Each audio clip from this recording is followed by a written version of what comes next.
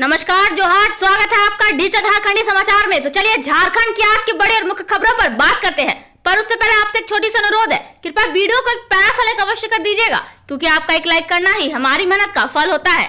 तो चलिए शुरुआत करते हैं आज की पहली और बड़ी खबर से।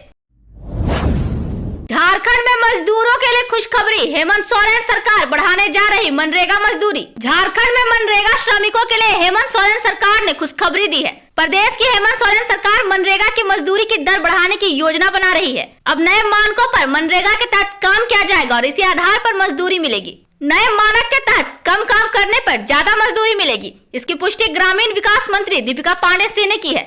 ऐसे में मनरेगा श्रमिकों की मजदूरी में कुल 78 रुपए की बढ़ोतरी की उम्मीद है।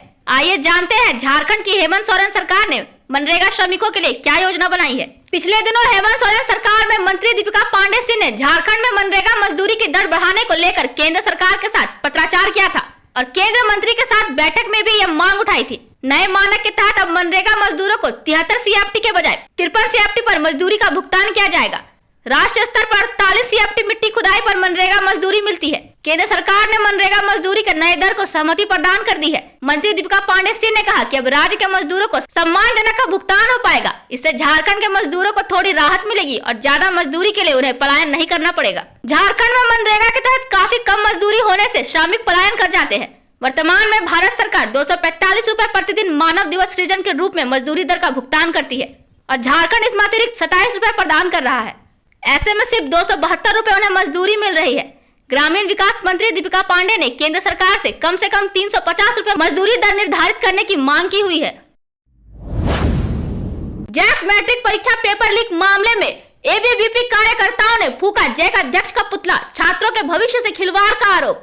झारखंड एकेडमिक काउंसिल द्वारा आयोजित मैट्रिक हिंदी और साइंस के प्रश्न पत्र लीक होने के विरोध में अखिल भारतीय विद्यार्थी परिषद ने कड़ा रुख अपनाया है। कार्यकर्ता पहले झंडा मैदान में एकत्रित हुए, इसके बाद विरोध प्रदर्शन करते हुए टावर चौक पहुंचे।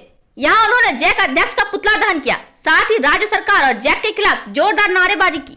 अभाविप नेता उज्जवल तिवारी ने कहा कि राज्य में पहले प्रतियोगी परीक्षाओं के पेपर लीक हो रहे थे, अब जैक मैट्रिक जैसी महत्वपूर्ण परीक्षा का प्रश्न पत्र भी लीक हो गया है। उन्होंने राज्य सरकार पर छात्रों के भविष्य से खिलवाड़ करने का आरोप लगाया। अभाविप ने जैक अध्यक्ष को तत्काल हटाने की मांग की है, साथ ही पेपर लीक मामले की जांच कर दोषियों के खिलाफ कड़ी कार्रवाई की मांग की है। बाबूलाल मरांडी ने डीजीपी अनुराग गुप्ता के नियुक्ति पर उठाए सवाल।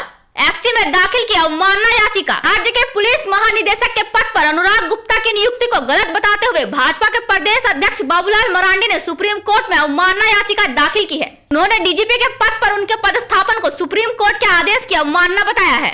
मरांडी ने याचिका में उल्लेख किया है कि राज्य सरकार ने बिना किसी गंभीर आरोप के आईपीएस अधिकारी अजय कुमार सिंह को कार्यकाल पूरा किए बगैर डीजीपी के पद से हटाया है। उनका कार्यकाल 14 फरवरी 2025 तक था।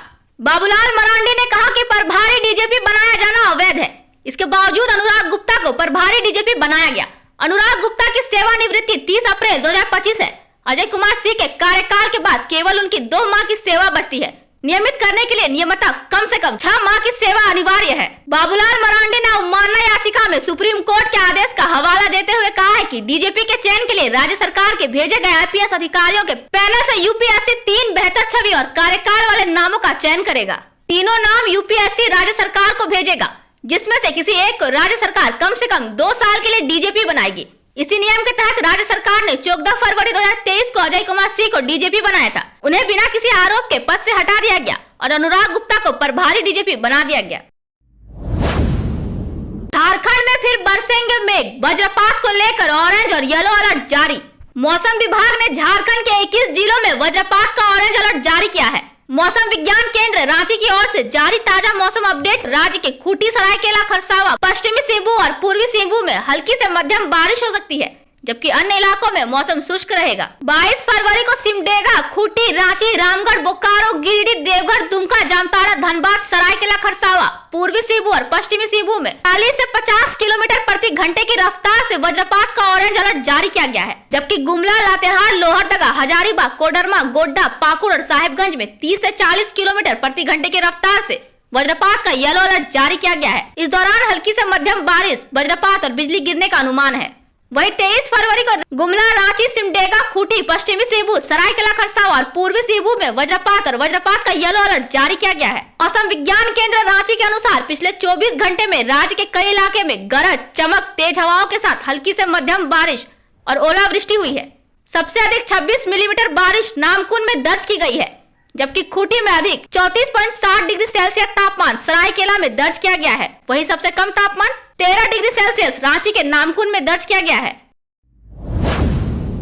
मधुपुर शिक्षक हत्याकांड में बड़ी कार्रवाई, बम से हत्या के मामले में 3 और आरोपी गिरफ्तार, जमीन विवाद में दी गई थी सुपारी। मधुपुर के महुआ डाबर मध्य विद्यालय के प्रभारी थाना अध्यापक संजय दास हत्याकांड में पुलिस ने 3 और आरोपियों को गिरफ्तार किया है। गिरफ्तार आरोपियों में पछुआटांड के दामोदर सिंह उर्फ बुधारी सिंह, पटवाबाद के दाऊद अंसारी और कजरा के मुकेश चौधरी शामिल है। पुलिस ने गुरुवार को मेडिकल जाँच के बाद तीनों को न्यायिक हिरासत में भेज दिया।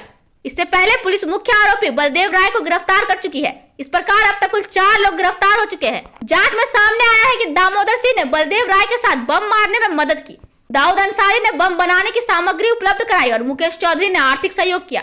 मामले की जांच के लिए मधुपुर एसडीपीओ ने पुलिस इंस्पेक्टर देवेश भगत के नेतृत्व में एसआईटी का गठन किया था। टीम में विभिन्न थानों के अधिकारी शामिल थे। एसपी के अनुसार टीम की मेहनत से मामले का खुलासा हुआ। घटना 13 फरवरी की सुबह की है। प्रधानाध्यापक संजय दास स्कूल से हाजिरी बनाकर एमडीएम का सामान लेने स्कूटी से जा रहे थे। इसी दौरान अपराधियों ने बम से उनकी हत्या कर दी। प्रारंभिक जांच में जमीन विवाद में सुपारी देकर हत्या कराए जाने की बात सामने आई है। मृतक की पत्नी शिक्षिका उषा रानी दास ने राजेश दास, मनोज राय और संजय राउत के खिलाफ मधुपुर थाने में हत्या का मामला दर्ज कराया था।